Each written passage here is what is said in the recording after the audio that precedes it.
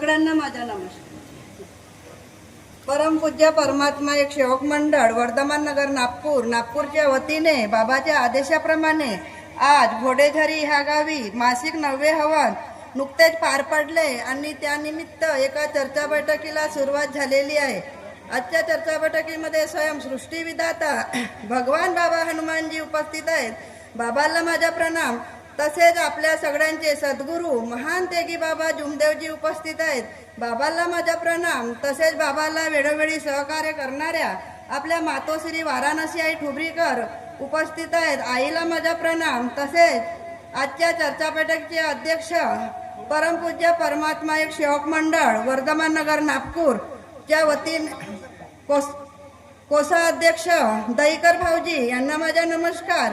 तसेच मंडळाचे उपाध्यक्ष तुमसरे काकाजी यांना माझा नमस्कार। तसेच मंडळाचे ज्येष्ठ मार्गदर्शक राऊत गुरुजी यांना माझा नमस्कार। तसेच गट नंबर 9चे मार्गदर्शक व्यंकटकर भाऊजी यांना माझा नमस्कार। तसेच लुटे भाऊ यांना माझा नमस्कार। तसेच आदरणीय मंच बाहेरगावून आलेले पदाधिकारी मार्गदर्शक आणि आदरणीय मंच तसेच समोर बसलेले सेवक सेविका बालगोपाळ सगळ्यांना माझा आदरपूर्वक नमस्कार। ह्या मार्गामध्ये दुःख आले नसते तर आपण प्रवेश केला नसता। तसेच मी सुद्धा ह्या मार्गामध्ये सर्वात प्रथम दुःखाचे आभार मानते। मी मार्गामध्ये माझ्या पतिदेवाला दुःख होते त्यामुळे आम्ही ह्या मार्गामध्ये प्रवेश केला। सन 2000 मध्ये आम्ही ह्या मार्गामध्ये प्रवेश केला। माझ्या पतिदेवांची तब्येत खूप खराब राहत होती त्यामुळे आम्ही ह्या मार्गामध्ये प्रवेश केला। आमचे मार्गदर्शक सोनकुसरे काकाजी आहेत आणि सन 2000 मध्ये माझ्या पतिदेवांची एवढी तब्येत खराब राहत होती त्यांना असं वाटत होतं की मी आता आपली आत्महत्या करू की का, परंतु त्यांना विचार आला की माझा मुलगा आहे आणि माझी पत्नी, तर यांचा सांभाळ कोण करेल। तर तेव्हा माझा एकच मुलगा होता आणि नंतर मार्गात प्रवेश केला तेव्हा मला एक मुलगी होती आणि मला एक मुलगा एक मुलगी झाल्यावर सुद्धा माझे पतिदेवांचं मन शांत नव्हतं, कारण त्यांना मुलगी हवी नव्हती, त्यांना मुलगा हवा होता, 2 मुलं हवे होते। तर मार्गामध्ये आलो आम्ही आणि मार्गात आल्यावर आम्हाला 3, 7, 11चे कार्य दिले। कार्यामध्ये आम्हाला सुख समाधानी मिळाली। परंतु माझे पतिदेव माझ्यासोबत थोडे भांडण करत होते किंवा कारण की मला मुलगा 2 मुलं हवे आहेत म्हणे, मला मुलगी हवी नाही आहे म्हणत। तर परंतु मी समजदारी घेत होती आणि माझ्या इथं मला एक मुलगा आणि एक मुलगी होती। नंतर मी भगवंताच्यावर शब्द ठेवला। माझा पहिला अनुभव आहे। मी भगवंताच्यावर शब्द ठेवला। बाबा म्हटलं मला एक मुलगा आणि मुलगी आहे आणि माझ्या पतिदेवांची इच्छा आहे की मला 2 मुलं हवे आहेत। तर बाबा म्हटलं माझी एवढी इच्छा आहे, एवढी इच्छा माझी तुम्ही पूर्ण करा बाबा म्हटलं। तर मी शब्द ठेवला। जेव्हा आमच्या 42 दिवसाचे कार्य झाल्यानंतर मी शब्द ठेवली तर भगवंत पहा कसं आपल्या शब्दावर उभे राहतात। बाबांनी माझे शब्द ऐकले आणि मला पुत्रप्राप्तीचा योग मिळाला आणि मला तिसऱ्यांदा मुलगा झाला। तेव्हा होळीचा पाडवा होता आणि त्या दिवशी हवा तुफान पाऊस खूप होता। तेव्हा माझे पतिदेव दवाखान्यात आले आणि माझ्या पतिदेवाला सांगितलं की मुलगीच झाली म्हणून। मजाक केला माझ्या सासूंनी की मुलगीच झाली म्हणून। माझे पतिदेव नाराज झाले आणि ओरंड्यातून बाहेर गेले आणि आले नाही। मग नंतर माझे दीर संजूभाऊ शरणागत हे सोबत होते आणि माझे भासरे पण होते। त्यांना बोलावून आणला आणि सांगितलं की भाऊ म्हणतात मुलगी नाही झाली आहे, मुलगाच झालाय, तुम्हाला मजाक करत आहे, तुम्ही कसे राहता म्हणून। माझ्या पतिदेवाला यकीन नाही आला। माझ्या पतिदेवांनी मी आपला सत्य अनुभव सांगत आहे, कारण आपण हे माईकवर बोलतो ते सत्यच बोलतो। माझ्या पतिदेवांनी माझ्या मुलाला जो बारूदा म्हणतात तो बांधलेला होता। माझ्या पतिदेवांनी तो बारूदा खोलून बघितलं मुलगा आहे की मुलगी म्हणून. तेव्हा माझ्या डोळ्यामध्ये अश्रू आला. मी म्हटलं, भगवंता तुम्ही माझी किती परीक्षा घेऊन राहिल्या. तेव्हा माझे पतिदेव खुश झाले आणि घरी गेल्यावर पेढे वाटले. निवासस्थानी गेले टिमकीला, तिथं सुद्धा पेढे वाटले. आणि माझ्या पतिदेवांची इच्छा होती की माझ्या मुलाचं मी बारसा करीन आणि वाढदिवस करीन. पहा माणसाची मनस्थिती किती बदलते. मुलगा आणि मुलगी का देते, कारण मला मुलगा होताच आणि दुसरी मुलगी झाली तरी एवढी नाराजी होती माझ्या पतिदेवांना. परंतु भगवंताने माझी इच्छा पूर्ण केली. कारण माझे कर्म चांगले असतील तर भगवंत बरोबर आपल्याला फळ देते. आणि मुलापेक्षा मुलगीच बरी असते. कारण मुलापेक्षा मुलगी बरी प्रकाश देते दोन्ही घरी. कारण मुलगी नसती तर दुसऱ्या घरी गेली नसती. कारण आपण पण दुसऱ्याची मुलगी मागतो, सून म्हणून आणतो, तर आपल्याला पण ते मुलगी म्हणून समजावं लागते. आणि मग आम्ही सुख समाधानीनं राहत आहोत. आणि आता अजून माझा एक अनुभव आहे बाबा.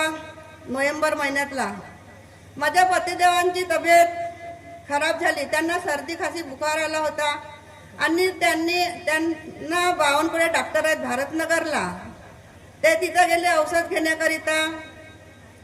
3 दिवसाची औषध दिली तर त्यांना आराम नाही लागला. मग नंतर अजून मी म्हटलं, कुठं आपली चूक झाली असेल का, तुम्ही भगवंताच्यावर माफी मागा.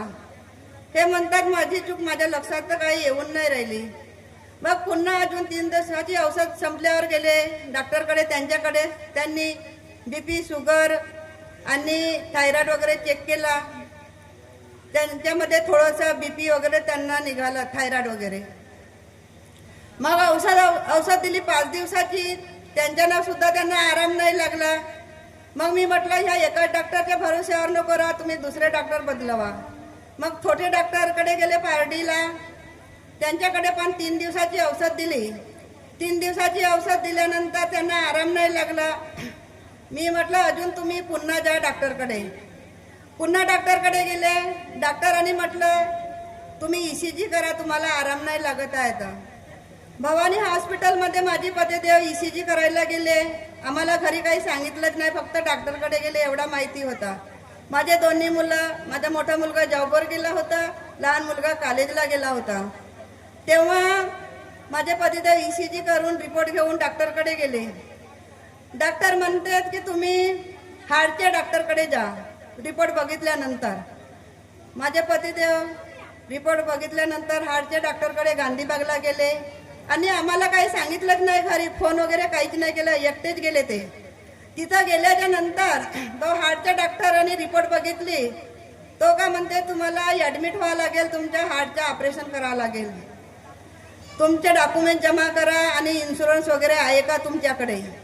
माझ्या पतिदेवांनी भगवंताला तिथंच प्रणाम केला आणि त्यांनी आपलं मन पक्क केलं. आणि त्यांनी म्हटलं की मी आज डॉक्युमेंट जमा करू शकत नाही आणि इन्शुरन्स पण माझा आहे नाही, माझे मुलं घरी नाही आहेत, मी पत्नीला सांगितलं नाही, मी काही ॲडमिट होत नाही. माझे पतिदेव तिथून मी फोन केली, तुम्ही आतापर्यंत घरी का नाही आले म्हणून. तर माझे पतिदेवांनी सांगितलं का मला डॉक्टरने असं असं सांगितलं आहे म्हणून.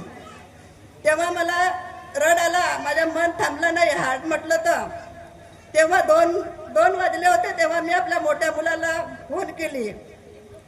दादा म्हटलं का करत आहे. मम्मी म्हणते मी जॉबवरच आहे म्हणते. मी म्हटलं तुझ्या जेवण झाला का. तर नाही म्हणते, लंचची वेळ व्हायची आहे म्हणते. लंच व्हायचं आहे म्हटलं तर मी आपल्या मुलाला सांगू शकली नाही, कारण मी म्हटलं जर असं सांगेन तर माझा मुलगा जेवण नाही करणार. मी सांगितलं नाही. मग थोड्या वेळात अजून आपल्या लहान मुलाला पण फोन केली. का करत आहे म्हटलं. दादू तुझा प्रॅक्टिकल सुरू आहे का म्हटलं. नाही मम्मी म्हणे. बोल म्हणे, का गोष्ट आहे म्हणे, तू नाराजीत बोलून राहिली. तर मी म्हटलं असं असं पप्पाजीला म्हणजे सांगितलं आहे म्हणून मी सांगीन म्हटलं त्याला. पण तिथं पण माझी हिंमत नाही झाली. माझे पतिदेव घरी आले आणि आम्ही पती पत्नीने विचार केला कसं करायचं म्हणून. माझ्या पतिदेवांच्या मुखातून शब्द निघाले की आपण ऑपरेशन करत नाही, आपण कार्य करू. जर आपण भगवंताच्या तत्वशब्द नियमानं वागलो, सत्यमर्यादा प्रेमाने, तर भगवंत आपल्याला आड येते. म्हणून आपण आधी भगवंताला आठवण करायची. माझ्या पतिदेवांनी शब्द दिलं तर आम्ही त्या शब्दाप्रमाणे आम्ही सर्वजण बसलो आणि विचार केला, तर नाही म्हटलं आपण कार्य करू. आम्ही 3 दिवसाचे कार्य केला. 3 दिवसाचे कार्य होतपर्यंत मी भगवंताजवळ एकच शब्द ठेवत गेली. बाबा म्हटलं मला धन नाही पाहिजे, मला धनी पाहिजे. आणि माझ्या कपाळाचा कुंकू आहे म्हटलं हा सदैव राहिला पाहिजे बाबा. म्हटलं माझ्या पतिदेवाला ऑपरेशनची गरज पडल्या नाही पाहिजे आणि माझ्या पतिदेवांची तब्येत औषधीनं आराम झाल्या पाहिजे. म्हटलं काही झालं ऑपरेशनची गरज पडल्या नाही पाहिजे. म्हटलं मी 3 दिवसाचे कार्य होतपर्यंत हे शब्द ठेवत गेली. मी कुणाला सांगितले नाही आणि हे शब्द ठेवत गेली. आणि 4थ्या दिवशी प्रसाद वगैरे वाटला आणि कार्याची समाप्ती झाली. आणि माझ्या पतिदेवांना भगवंताची कृपा, तर ऑपरेशन करायची वेळ आली नाही.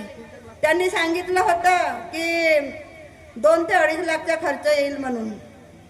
आपण पती पत्नी मजबूत राहिलं तर कुठंच आपल्या पायाला काटा रुतू शकत नाही. आपल्याला भगवंताचे नामस्मरण करायचं आहे, कारण पती पत्नी हे रथाचे चाक आहेत. जर आपण पती पत्नी चांगले राहिलं तर आपले मुलं पण चांगले राहतात आणि त्यांना पण चांगली वळण राहते. आणि आपलं मन पक्का करावं लागते. आणि बाबा आमच्या इथं आता सर्व सुख समाधानीच आहे. माझे 2 मुलं आणि सून आणि आम्ही पती पत्नी, आमच्या 5 जणांचा परिवार आहे. परिवारामध्ये आमची एकटाच आहे बाबा. सून पण आली आहे, 1 वर्षाचा मुलगीसारखीच आहे बाबा. आणि आम्ही सर्व एकट्यानेच राहतो आणि एकटा घरामध्ये पाहिजे. आणि आपण लहानपण देगा देवा मुंगी साखरीचा रवा. जर आपण लहानपण घेतला परिवारामध्ये तर आपली पदवी हलकी होत नाही. लहानपण घेतल्याने आपण गट जिंकू शकतो. म्हणून आपल्याला लहानपण घ्यायला पाहिजे. पती असो की पत्नी असो, मुलं असो की सून असो, आणि आपल्याला लहानपण घ्यायला पाहिजे. आणि माझे पतिदेव मुलगी पाहिजे नाही पाहिजे म्हणत होते, परंतु ते अनेकाचे मध्ये होते तेव्हा जे त्यांचे विचार होते, परंतु मार्गात आल्यावर त्यांच्या मनामध्ये विचारामध्ये बदल झाला.